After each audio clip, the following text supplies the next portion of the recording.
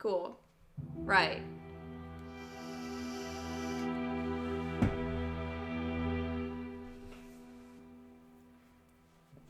Ding, ding, ding. You are the winner. It is Dark Souls. Firelink Shrine.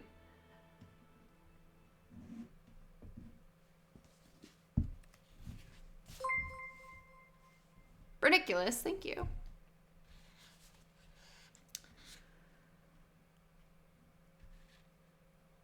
He went back into the lower end of town.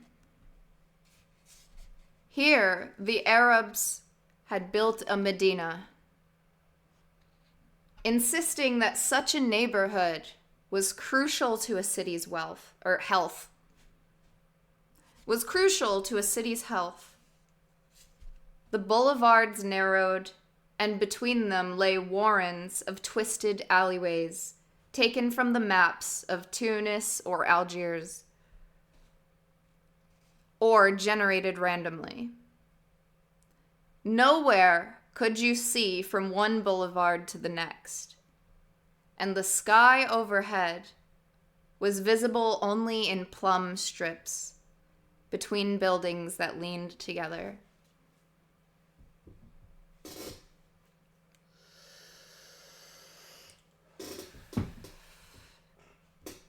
Code yellow, phasers set to stun.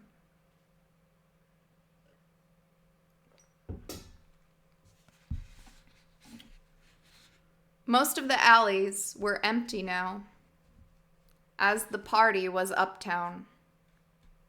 A pair of cats skulked between buildings, investigating their new home.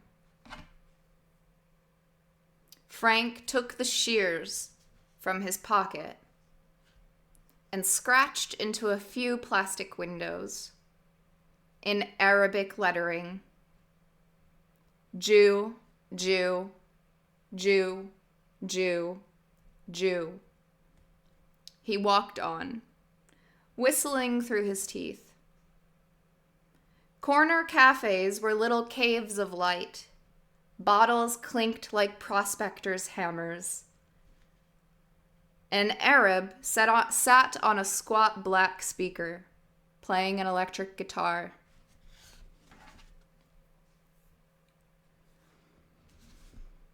He found the central boulevard, walked up it. Yeah, that's weird, Berniculus. But it shows the highest amount of gift subs for this month is like 7.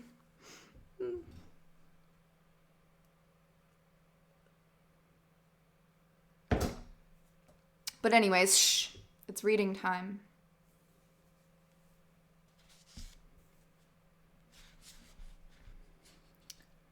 He found the central boulevard, walked up it. Boys in the branches of the lindens and sycamores shouted songs to each other in Schweizerdeutsch. One ditty was in English. John Boone went to the moon. No fast cars. He went to Mars. Small, disorganized music bands barged through the thickening crowd. Some mustached men dressed as American cheerleaders flounced expertly through a complicated can-can routine. Kids banged plastic little drums. It was loud. And it was loud. The tenting absorbed sound, so there wasn't the echoes that one heard under crater domes, but it was loud nevertheless.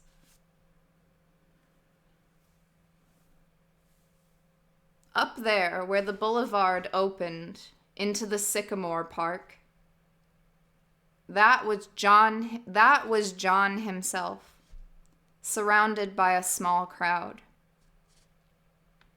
He saw Chalmers approaching and waved, recognizing him despite the mask. That was how well the first 100 knew each other.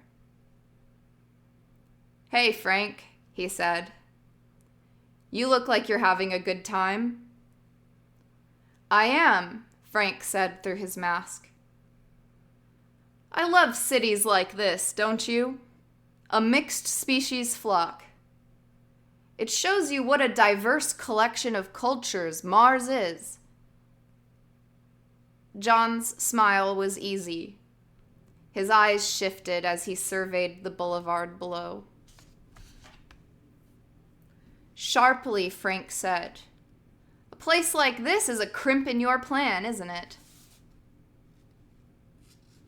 Boone's gaze returned to him. The surrounding crowd slipped away, sensing the antagonistic nature of the exchange. Boone said to Frank, "I don't have a plan." "Oh, come on. What about your speech?" Boone shrugged. "Maya wrote it." A double lie. That Maya wrote it. That John didn't believe it. To a politician at work. "Come on, John," Frank snapped. "You believe all that and you know it. But what are you going to do with all these different nationalities? All the ethnic hatreds? All these, the religious manias? Your coalition can't possibly keep a thumb on all this. You can't keep Mars for yourself, John. It's not a scientific station anymore. And you're not going to get a treaty that makes it one. We're not trying to. Then why are you trying to cut me out of the talks?" "I'm not." John looked injured. "Relax, Frank. We'll hammer it out together like we always have. Relax." Frank stared at his old friend, nonplussed. What to believe? He had never known how to think of John.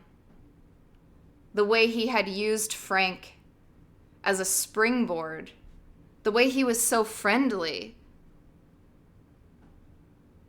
Hadn't they begun as allies? As friends?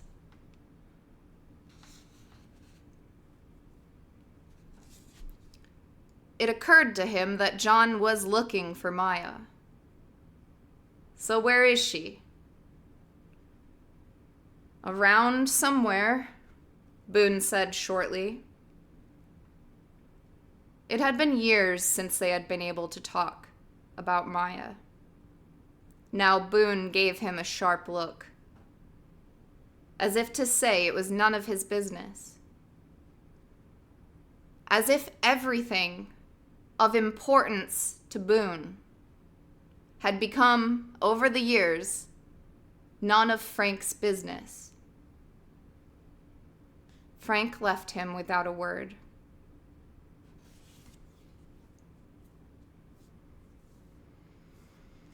The sky was now a deep violet, streaked by yellow cirrus clouds. Frank passed two figures wearing white ceramic dominoes, the old comedy and tragedy personas, handcuffed together. The city's streets had gone dark, and windows blazed, silhouettes partying in them. Big eyes darted in every mask, every blurry mask, looking to find the source of the tension in the air. Under the tidal sloshing of the crowd, there was a low tearing sound. He shouldn't have been surprised. He shouldn't. He knew John as well as anyone could know another person, but it had never been any of his business. Into the trees of the park, under the hand-sized leaves of the sycamores. When had it been any different? All that time together, those years of friendship, and none of it had mattered. Diplomacy, by any other means. He looked at his watch. Nearly 11. He had an appointment with Salim. Another appointment. A lifetime of days divided into quarter hours had made him used to running from one appointment to the next, changing masks, dealing with crisis after crisis, managing, manipulating, doing business in a hectic rush that never ended. And here it was, a celebration. Mardi Gras, Fastnacht, and he was still doing it. He couldn't remember any other way. He came on a construction site. Writers can't write "he came on" anymore. You know what I mean? You just can't say that these days.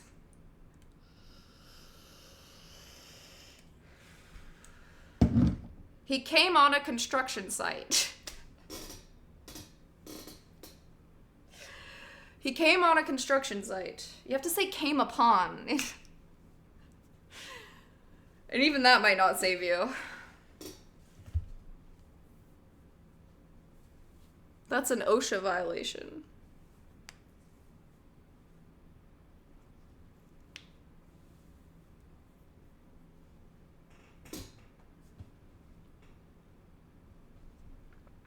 Good to see you, Chapsky. Infinity Rich. Wave depletion. He came on a construction site. Skeletal magnesium framing, surrounded by piles of bricks and sand and paving stones. Careless of them to leave such things around. He stuffed his coat pockets with fragments of brick, just big enough to hold. Straightening up, he noticed someone watching him from the other side of the site. A little man with a thin face.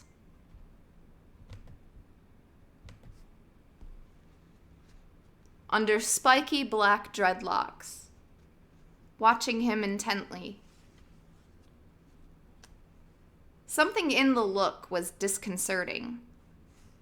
It was as if the stranger saw through all his masks and was observing him so closely because he was aware of his thoughts, his plans. Spooked, Chalmers beat a quick retreat into the bottom fringe of the park. When he was sure that he had lost the man and that no one else was watching, he began throwing stones and bricks down into the lower town, hurling them as hard as he could. And one for that stranger, too, right in the face. Overhead, the tent framework was visible only as a faint pattern of occluded stars. It seemed they stood free in the chill night wind. Air circulation was high tonight, of course.